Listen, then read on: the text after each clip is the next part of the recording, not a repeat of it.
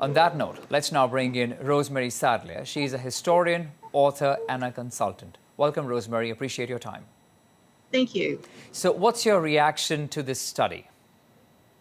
Well, on one hand, I'm incredibly shocked, and on the other, I'm really not surprised at all.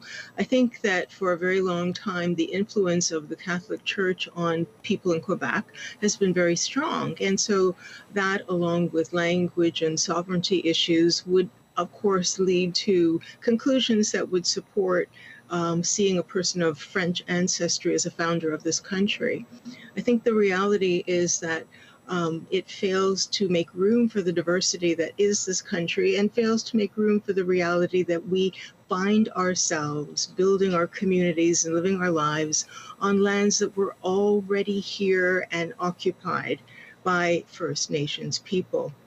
I think that the Pope's recent visit has reminded many people across the country about the negative impact of the doctrine of discovery.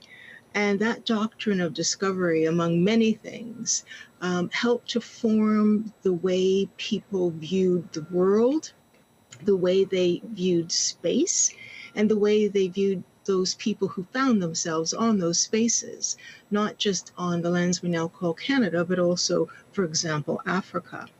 So the idea that Canada was founded by Jacques Cartier or Christopher Columbus, or what about Matthew da Costa, the first named African to be traveling as an interpreter and a mapper and a contract negotiator with Samuel de Champlain? I mean, we have a very complicated arrival and beginning story.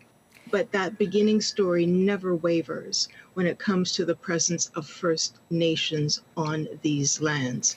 They are the founders. Right, and briefly, if you could, Rosemary, the other aspect is 15% of respondents said that they didn't know who discovered the country at all. Well, of course, answers in Quebec were very different from the rest of the country, but 15% had no idea.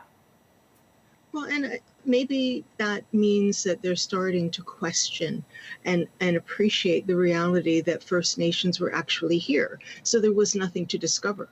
The concept is complicated. And hopefully that's what it's leading towards, the reality that there's an awareness that First Nations existed on these lands long before Europeans did. Okay, we'll have to leave it at that, but we truly appreciate those insights. Rosemary Sadlier, thank you for joining us. Thank you.